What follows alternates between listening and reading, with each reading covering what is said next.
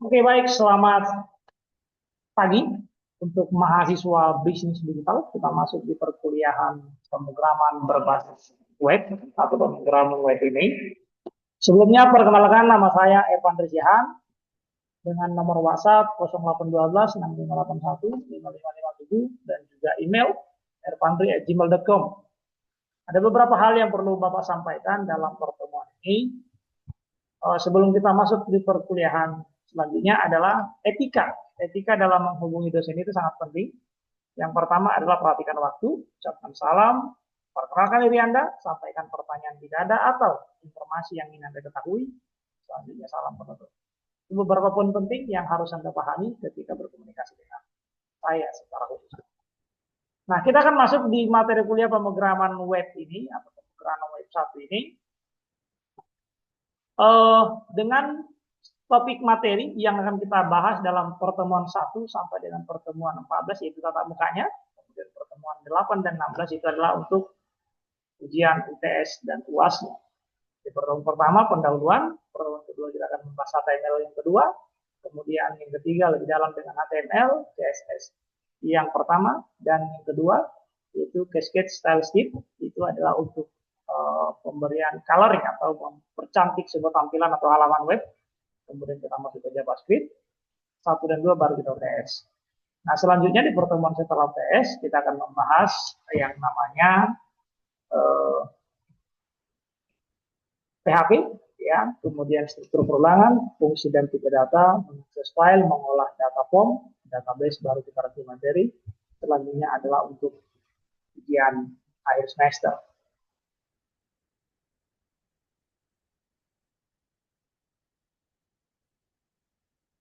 Oke, selanjutnya kita akan masuk di pertemuan yang pertama. Ini saya skip aja, nanti boleh Anda ikutin. Di pertemuan ini kita punya yang namanya rules atau aturan, yaitu toleransi keterlambatan 10 menit.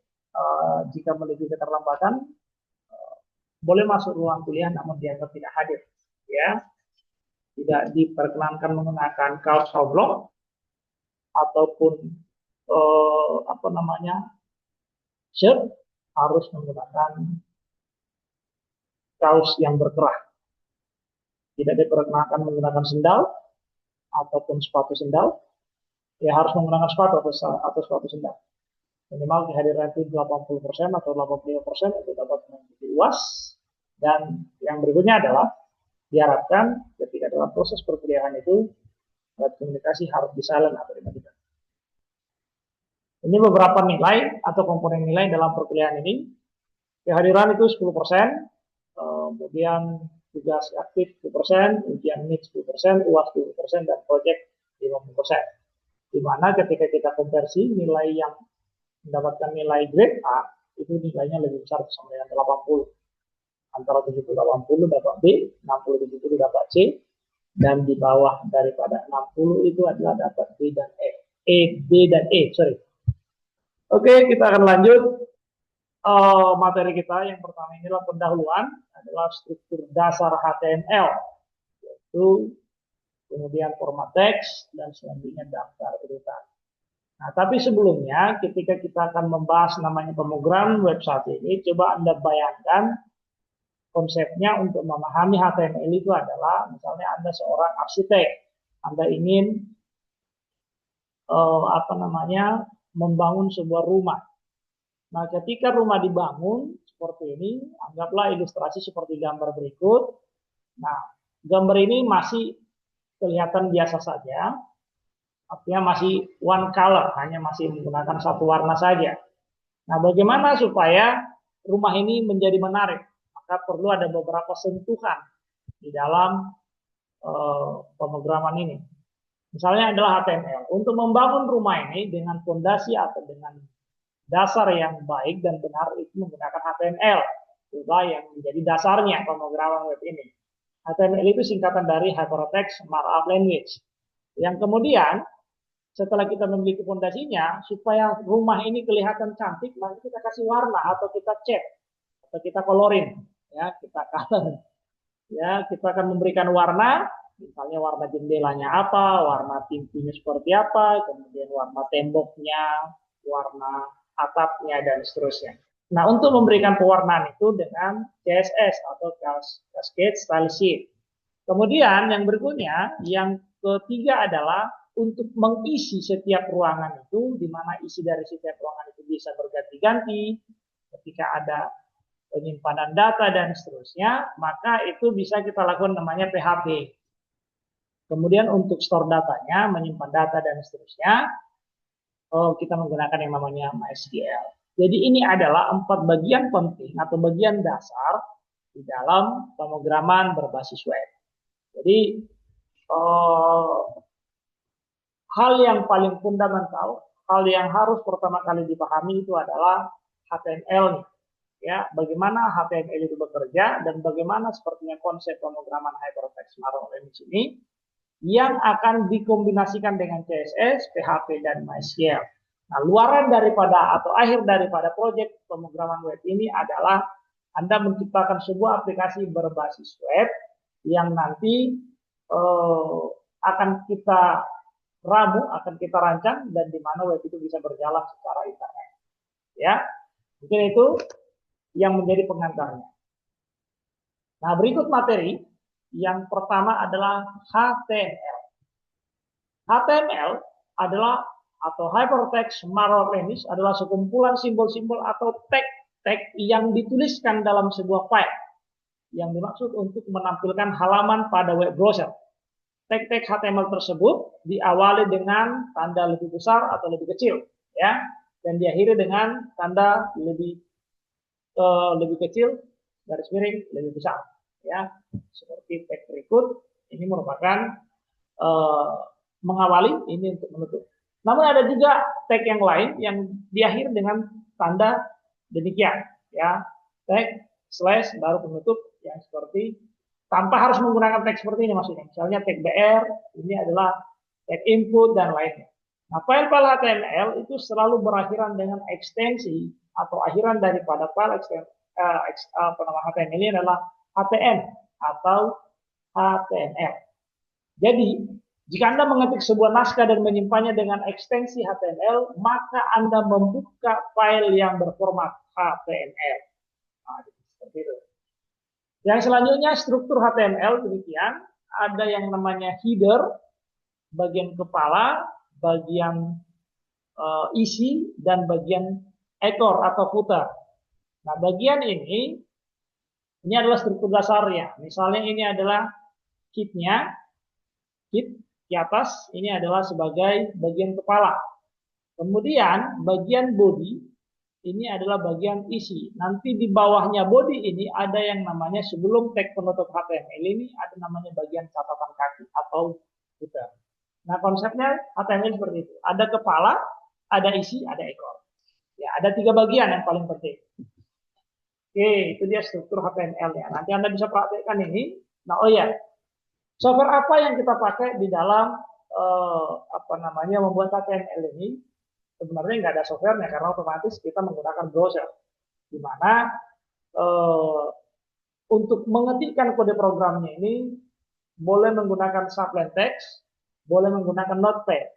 Nah, di mana file-file yang diketikkan dengan software Sublime Text atau Notepad itu disimpan dengan ekstensi HTML atau HTML.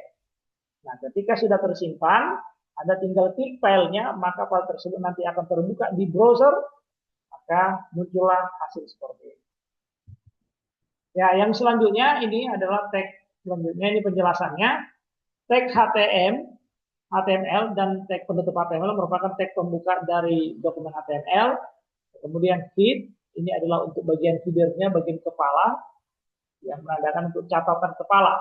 Ya, kemudian title ini adalah untuk merupakan judul, untuk berikan judul pada dokumen HTML. Kemudian body ini merupakan isi atau dokumen atau hasil yang akan tampilkan dalam bagian web itu tersendiri.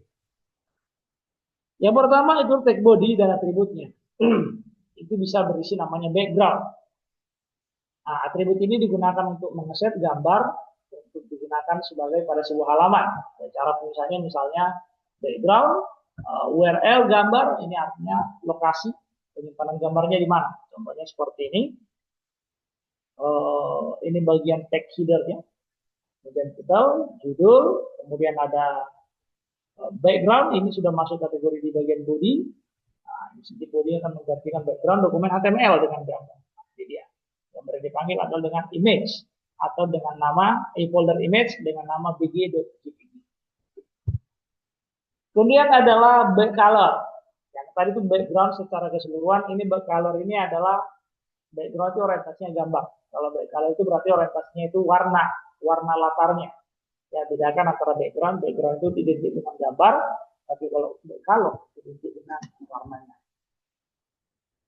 Kemudian yang ketiga teks, ini berguna untuk menentukan warna standar dari teks yang akan digunakan pada halaman tersebut. Ya, ada link ini adalah berguna untuk menentukan warna standar dari link yang standar dari tautan atau link yang ada pada halaman tersebut yang belum diklik. Jadi ada yang namanya warnanya. Kemudian filling berguna untuk menentukan warna standar dari tautan link yang ada pada halaman tersebut setelah diklik. Jadi kita bisa memberikan warna yang berbeda setelah diklik. Kemudian align berguna untuk menentukan warna standar dari tautan link pada halaman tersebut ketika kursor berada di atasnya.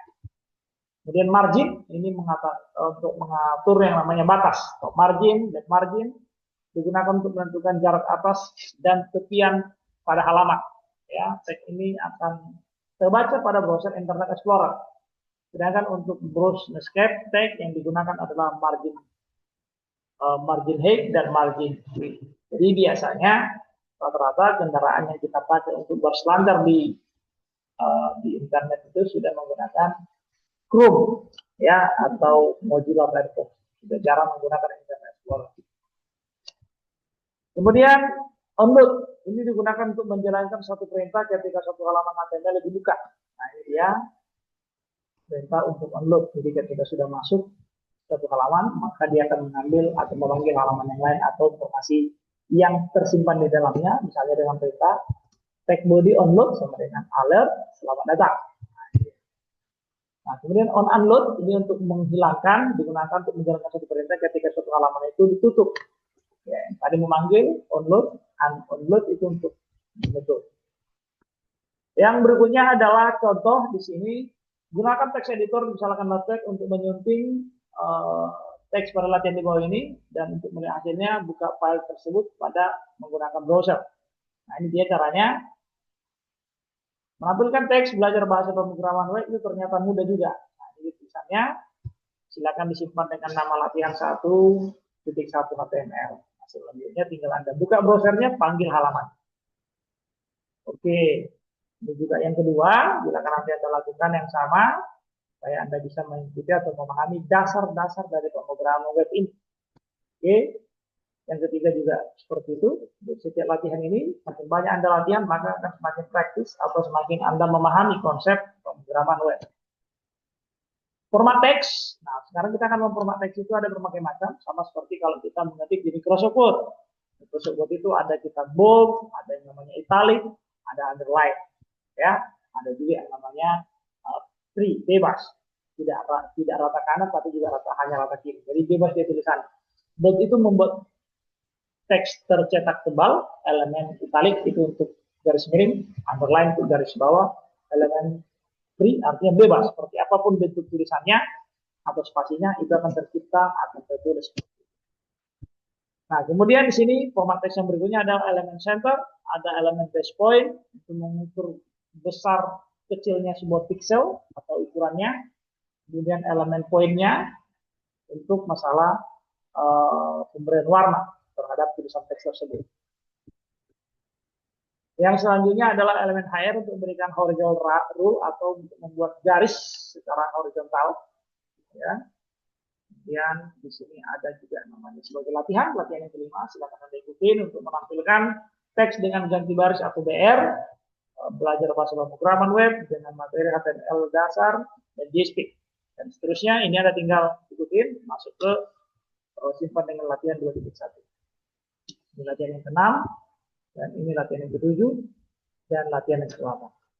Untuk latihan ke-9, latihan ke-10, latihan ke-11 untuk buah center, ke-12, latihan ke-13, latihan ke-14, daftar urutan. Kemudian materi berikutnya daftar urutan, itu membuat kayak nomor urut atau order list, ya. Elemen OL itu artinya order list, berfungsi untuk membuat nomor daftar urut. Misalnya adalah mulai dari A besar, A kecil, Romawi I kecil, atau angka 1. Ini menggunakan order list.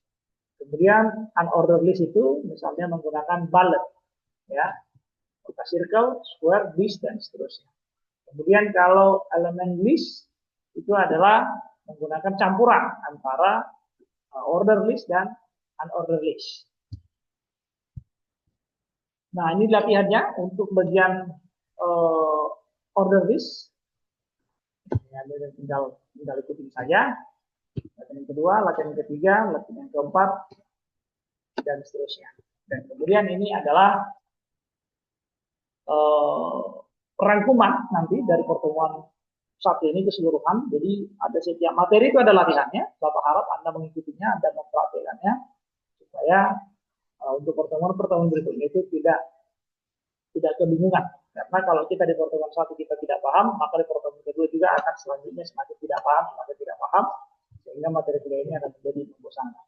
Oke, saya berharap Anda akan tetap semangat untuk mempelajari pemrograman web ini yang menjadi dasar Anda nanti mempromosikan produk Anda sebagai digital marketing dalam program studi bisnis digital.